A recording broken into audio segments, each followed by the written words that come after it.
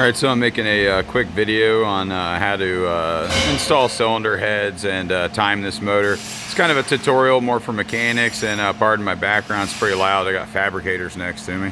So this particular motor is it's a 4.3 stroker mid-sleeve Darton VQ37 VHR. Good for about 900 horsepower. However, everything you need to know will be the same for all of them, internals or not.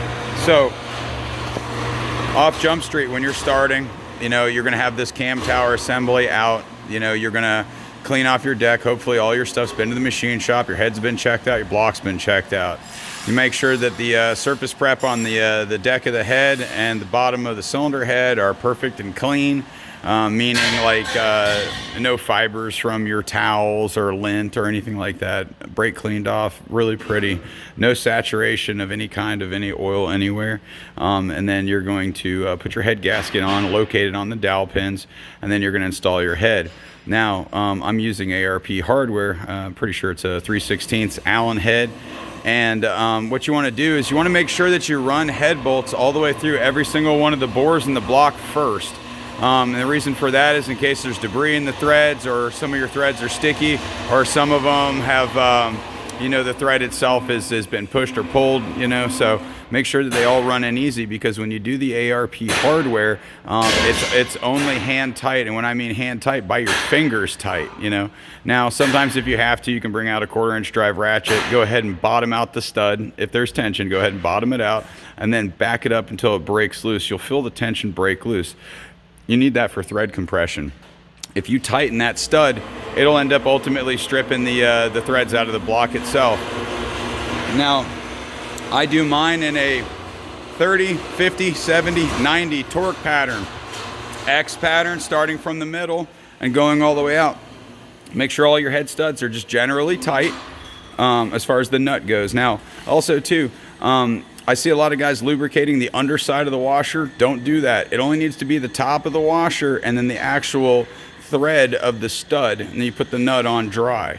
And that's because, the top of the washer will lubricate as it goes to spin, but you don't want it spinning on the actual cylinder head itself. So that's a mistake I see a lot of guys make. Another mistake I see them make is they'll install the studs before they put the cylinder head on. That's a no-go and a bad idea. There's multiple reasons for that. One is the ARP lubricant on the bottom of the stud needs to be very conservative. I see guys making them real wet, and what you'll ultimately get is some of that sealant will get onto the head gasket itself, and you'll have a sealing issue right there. So you want to install your cylinder head first, get it lined up on the dowel pins, use a rubber hammer, knock it down, make sure it's flat. And then with lightly lubricated ARP hardware, you're going to go ahead and install those into the block through the cylinder head.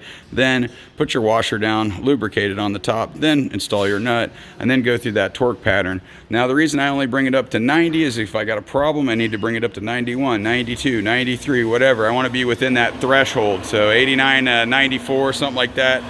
And I've never had a cylinder head lift on one of these. So now you're going to get into, you've already torqued your head, everything's good. You're going to install your cam tower system. Make sure to take note of the 2 internal filters on each side of the cylinder head that are underneath the cam tower. That's critical.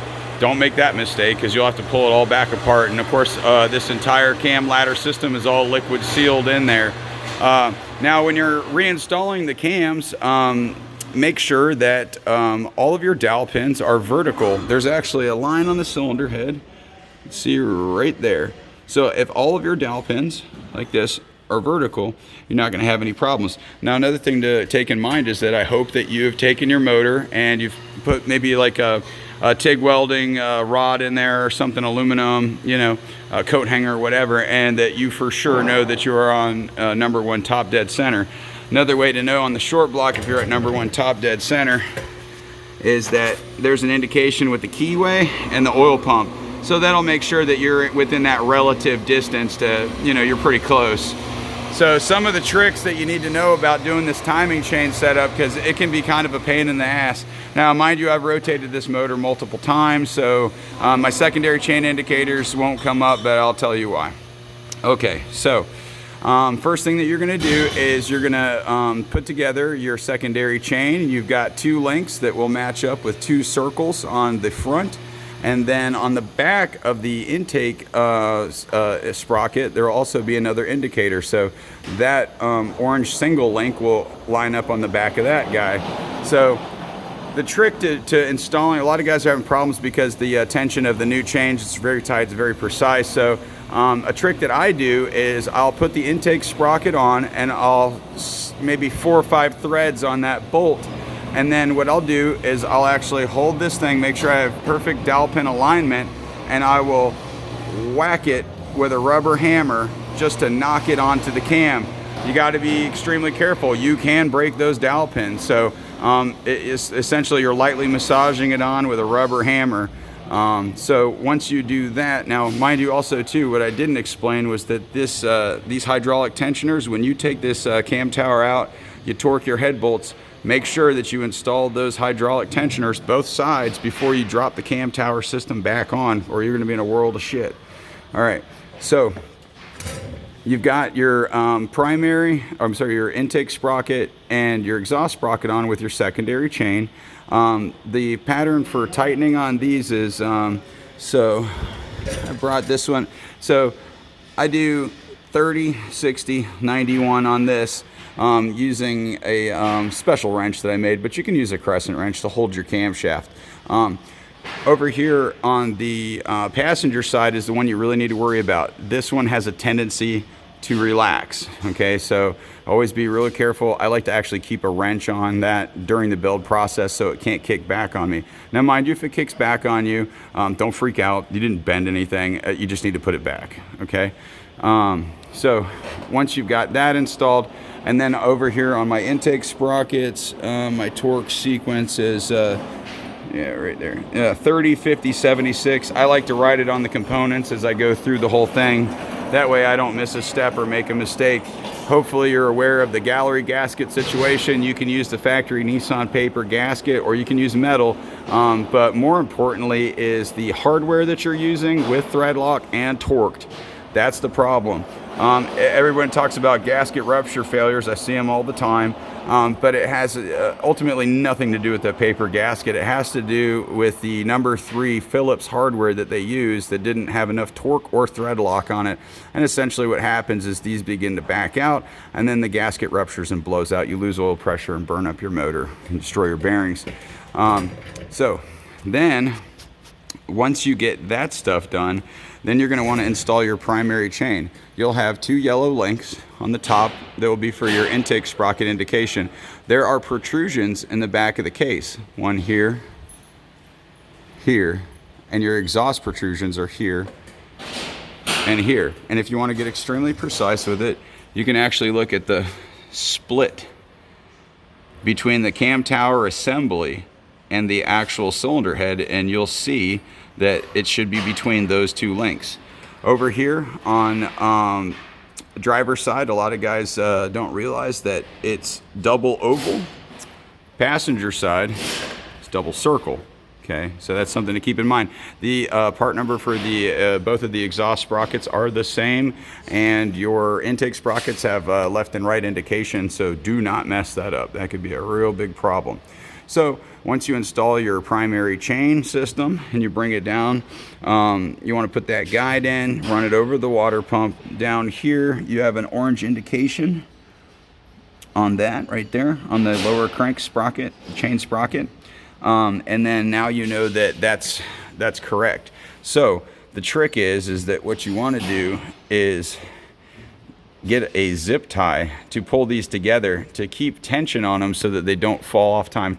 Essentially it'll just fall off the bottom and you won't be able to keep time. You'll be off a tooth. So zip tie those for temporary purposes. Okay. And then this guy, make sure that this grenade tensioner is all the way back. I've already released mine and let it go. Make sure it's all the way back. Now, mind you, even in it's all the way back position, it will still ratchet and detent slightly further, a few more thousandths of an inch, that will allow you to, I typically will use a rubber hammer to put this plastic guide in. I'll just kind of tap it lightly from the bottom and then throw in my, I believe an 8mm Allen head, maybe 10, but it's probably an 8. on this this guide over here.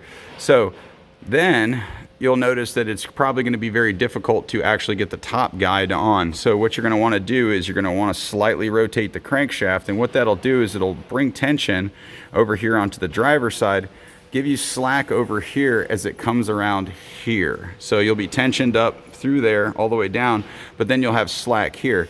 Then with one arm you can put in the hardware like that. You just pull down on the guide and slide in both of those 10 millimeters. And that's pretty much the most difficult part of the job. Other things to keep in mind, hopefully you have both of your O-rings set in place on the rear cover when you went to install it. And don't forget on your gallery plates that you have the 2 rubber O-ring seals that are very thick and flat, and then that's going to mate to the front cover. So hopefully knowing those things, it'll make it a little bit easier for you to do your cylinder head install and timing chain, and it just kind of condensed you know, the process of it.